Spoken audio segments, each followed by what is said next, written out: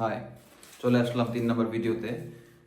আর 3 এবং 4 নম্বর ভিডিওতে আমরা ল্যাগ্রেঞ্জের ইকুয়েশনের ল্যাগ্রেঞ্জের যে গতির সমীকরণ ওইটার 2টা অ্যাপ্লিকেশন দেখবো, ঠিক আছে? 3 আর 4 নম্বর ভিডিওতে, তারপরে অন্যগুলো আছে। ওকে, শুরু করা যাক। তাহলে এটার নাম কি, যে harmonic oscillator from Lagrange's equation of motion. তো এটার ক্ষেত্রেও আমরা ওই সেম ভাবে কোথায় শুরু করবো আর কোথায় শেষ করবো সেটা কি আগে দেখে নিব, ঠিক আছে? তাহলে শুরু করবো কোথায়? এটা শুরু শুরু হবে হচ্ছে ল্যাগ্রেঞ্জের ইকুয়েশনটা দিয়ে, ঠিক আছে? ল্যাগ্রেঞ্জের ইকুয়েশনটা ছিল কি, যে d dt of del L ভাগ del q dot minus del L ভাগ ডেল কিউ ইকুয়াল টু 0। এইটাই ছিল কি ল্যাগ্রেঞ্জের ইকুয়েশন অফ মোশন, তাই না? বাট এই হারমোনিক অসিলেটরের ক্ষেত্রে আমরা এই যে কিউ ডট কিউ এগুলাকে কিউ কিউ ডট কিউ এগুলো হলো ডিস্টেন্স, আর কিউ ডট মানে কিউ হলো ডিস্টেন্স আর কিউ ডট হলো ডিস্টেন্সের ডিফারেন্সিয়েশন। তো এটাকে আমরা এক্স বলবো আর এক্স ডট বলবো, ঠিক আছে? তাহলে কি দাঁড়াইলো, d dt of del L ভাগ del x dot minus del L ভাগ ডেল এক্স ইকুয়াল টু 0। তাহলে এই যে জিনিসটা, এটা দিয়ে আমরা কি করব, শুরু করব, ঠিক আছে? এটা দিয়ে আমরা শুরু করব আর শেষ করব কোথায়? শেষ শেষ শেষ করব কোথায়? যেহেতু হারমোনিক অসিলেটর, তাহলে হারমোনিক অসিলেটরের যে সূত্রটা, যে ডিফারেনশিয়াল ইকুয়েশনটা, এটা কি আমরা ইন্টারে করছি, ডি স্কোয়ার এক্স ভাগ dt square plus omega square x equal to 0, plus omega square x equal to 0। আমরা এটা প্রমাণ করবো, ঠিক আছে? এটা প্রমাণ করবো। তাহলে এটা হলো শুরু আর এটা হলো কি শেষ। শুরু শেষ, শুরু শেষ।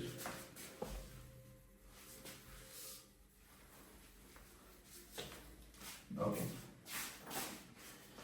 ঠিক আছে, তাহলে আমরা শুরু করি। এটার জন্য মাত্র কয়টা স্টেপ? মাত্র 5টা স্টেপ, ঠিক আছে? 5টা স্টেপে আমরা এটা করে ফেলবো। খুব ইজি, এটা একদম ইজি। স্টেপ 1 স্টেপ 1 স্টেপ 1-এ আমরা একটা ফিগার আঁকাবো, ঠিক আছে? Figure figure figure fig dot দিলাম, ঠিক আছে? Fig dot. ফিগারটা হবে এরকম, যে এখানে একটা স্প্রিং আছে। আমরা চিন্তা করি যে একটা স্প্রিং আছে এবং স্প্রিং এর সাথে একটা ভর এম আছে, ঠিক আছে? এই স্প্রিংটা কি করতে পারে? অসিলেট করতে পারে, অসিলেট করতে পারে। আচ্ছা, তাহলে এখন আমরা কি করব, এই স্প্রিং এর প্রথমে আমরা ল্যাগ্রেঞ্জের ইকুয়েশনটা ওইটা একটু লিখে ফেলবো, ঠিক আছে? ল্যাগ্রেঞ্জের ইকুয়েশন হারমোনিক অসিলেটরের জন্য ওইটা কি হবে, d d dt of del L ভাগ del x dot minus del L ভাগ ডেল এক্স ইকুয়াল টু 0। এটা আমরা লিখলাম এবং এটাকে আমরা একটু 1 নাম্বার দিয়ে রাখি। এটা কয় নাম্বার? 1 নাম্বার, ঠিক আছে? স্টেপ 1 শেষ। স্টেপ 2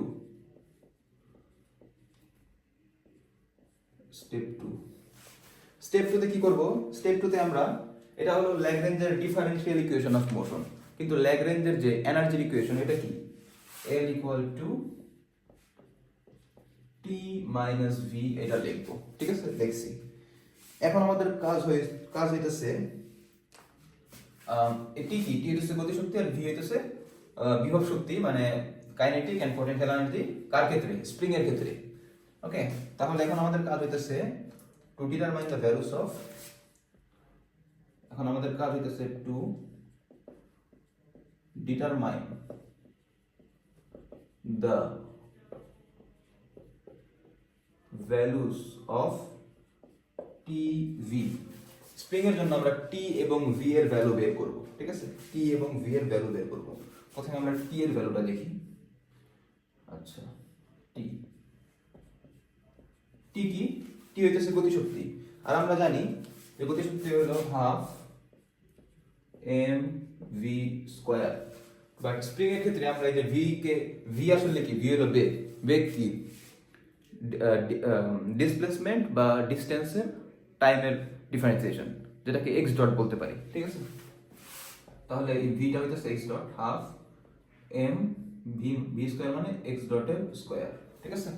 এই ভি স্কোয়ার মানে এক্স ডটের স্কোয়ার, ঠিক আছে। টি বের হয়ে গেল। এখন আমরা বের করবো হইতেছে ভি। ভি আমরা জানি পোটেনশিয়াল এনার্জিকে বের করতে গেলে potential energy is the negative integration of work done by the force, work done by the force, এটা হ্যাঁ ফোর্স, এটা সেটা তো আমরা জানি। এখন এই ফোর্স সমান কি ছিল? ফোর্স সমান ছিল kx, তাহলে f এর জায়গায় আমরা লিখতে পারি মাইনাস ইন্টিগ্রেশন kx dx, ঠিক আছে। আর আমরা যদি শুধু ভ্যালুটা নেই তাহলে এই নেগেটিভ জিনিসটা লাগবে না। ওকে, তারপরে তাহলে v ইকুয়াল টু কি আসলো? kx কে ইন্টিগ্রেশন করলে হবে kx স্কয়ার আর সামনে তো হাফ আসবে, ঠিক আছে, হাফ kx স্কয়ার, এটা হবে ইন্টিগ্রেশন করার পরে।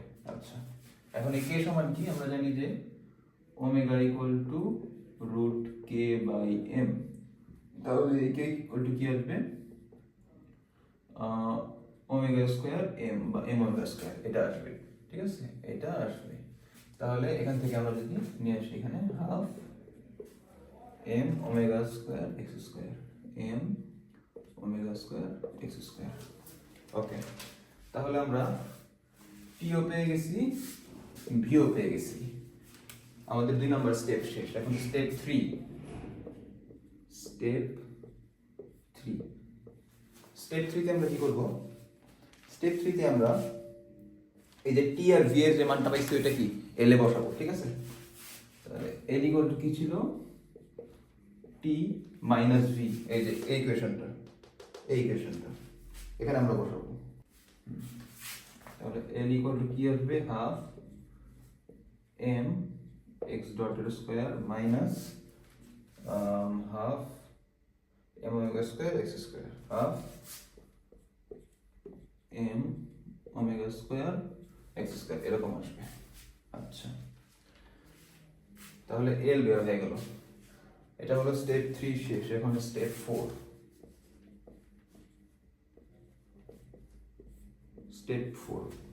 স্টেপ 4 আমরা কি করব? স্টেপ 4 এ আমাদের কিন্তু এখান থেকে ওই যে হারমোনিক অসিলেটরের যে ডিফারেনশিয়াল ইকুয়েশনটা সেটা আনতে হবে। তাহলে এখান থেকে যদি আনতে চাই, আমরা এল বের করছি, বের করতে হবে del x dot del L, এটা বের করতে হবে, আর del L by del x মানে এইটা আর এটা কিন্তু বের করতে হবে। এটা বের করে যদি আমরা একের মধ্যে বসাই তখনই আমরা এই হারমোনিক অসিলেটরের যে ডিফারেনশিয়াল ইকুয়েশন এটা পাবো, ঠিক আছে। তাহলে প্রথমে আমরা এটা করি, তারপর এটা করি। ডেল এল ভাগ ডেল এক্স ডট, এটা কি হবে? আচ্ছা, এখন দেখি এই যে এলটা, এটাই তো এল, একে আমরা এক্স ডটের সাপেক্ষে ডিফারেন্সিয়েশন করব। যদি এক্স ডটের সাপেক্ষে ডিফারেন্সিয়েশন করি, এক্স ডট আছে কোন জায়গায়? এখানে কিন্তু এক্স ডট নাই। তার মানে এই পুরো জিনিসটা হলো কনস্ট্যান্ট যখন আমরা এক্স ডটের সাপেক্ষে ডিফারেন্সিয়েশন করব। আর কনস্ট্যান্টকে ডিফারেন্সিয়েশন করলে 0 হয়, তাহলে এই টার্মটা বাদ হয়ে গেল, রইল এই টার্মটা। এই টার্মে আমরা দেখতেছি যে হাফ এম, এটা তো কনস্ট্যান্টই, আর এক্স ডট স্কয়ার এটাকে যদি আমরা ডিফারেন্সিয়েশন করি তাহলে কি আসবে? এই 2টা সামনে চলে আসবে, হাফ আর 2 কাটা যাবে, তাহলে কি থাকবে? এম এক্স ডট থাকবে, ঠিক আছে, এম এক্স ডট থাকবে। ওকে, এটাকে আমরা দেই 2, ঠিক আছে। আর এটাও তো বের করতে হবে, না হলে কিভাবে বসাবো এই ইকুয়েশনে? ডেল এল ভাগ ডেল এক্স। আচ্ছা, এটা যদি বের করি, এখন আমরা এটাকে x এর সাপেক্ষে যদি ডিফারেন্সিয়েশন করি তাহলে এটা 0 হয়ে যাবে, কারণ এখানে আছে x ডট, এখানে কোনো x নাই। আর এখানে যদি আমরা x এর সাপেক্ষে ডিফারেন্সিয়েশন করি তাহলে কি হবে? তাহলে আসবে এই যে x স্কয়ার আছে, এই 2টা সামনে চলে আসবে, হাফ 2 কাটা m ওমেগা স্কয়ার x থাকবে, ঠিক আছে, minus m omega square x থাকবে, এটাকে দিলাম 3।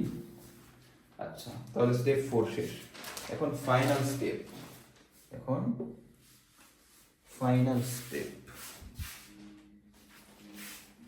আচ্ছা, ফাইনাল স্টেপ হলো স্টেপ 5।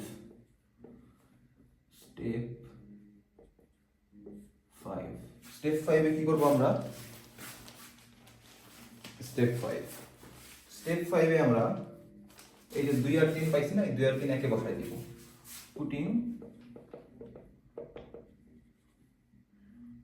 2 3 ইন ইকুয়েশন 1, 2 আর 3 একে বসাই দিব। ঠিক আছে, 2 আর 3 যদি বসাই তাহলে কি আসবে? D dt del L by del x এর এক্স ডটের জায়গায় আমরা পাইছি এম এক্স ডট। ঠিক আছে, তাহলে দেখবো m x dot minus del L by del x এর পরিবর্তে আমরা পাইছি minus m omega square x, minus m omega square x equal to 0। কি করলাম? জাস্ট এই ইকুয়েশনের মধ্যে আমরা ভ্যালু বসাই দিছি। এখন এক্স ডটকে যদি টাইমের সাপেক্ষে ডিফারেন্সিয়েশন করি তাহলে কি হবে? অলরেডি একটা ডট আছে, আরেকবার ডিফারেন্সিয়েশন করছি, তাহলে ডাবল ডট হয়ে যাবে m x double dot minus, এটা তো মাইনাস মাইনাসে প্লাস হয়ে যাবে m omega square x equal to 0। এখন দুই পাশে এম আছে, মানে দুই জায়গায় এম আছে, এম কে কমন নিয়ে এই পাশে পাঠিয়ে দিলে এমটা বাদ হয়ে যায়। ঠিক আছে, তাহলে কি থাকে? X double dot plus omega square x equal to 0। এই যে এক্স ডাবল ডট, এটা আসলে কি? এটা আসলে এক্স কে দুইবার ডিফারেন্সিয়েশন করলে এক্স ডাবল ডট হয় টাইমের সাপেক্ষে। তাহলে ওইটাকে আমরা কি বলতে পারি? D square x by dt square বলতে পারি। D square x by dt square plus omega square x equal to 0। এটা হলো আমাদের finally differential equation of harmonic oscillator from Lagrange's equation of motion. তাহলে এই 5টা স্টেপ দিয়েই কিন্তু আমাদের এই যে ইজি ডিডাকশনটা আছে সেটা হয়ে যাবে। ঠিক আছে, বাই।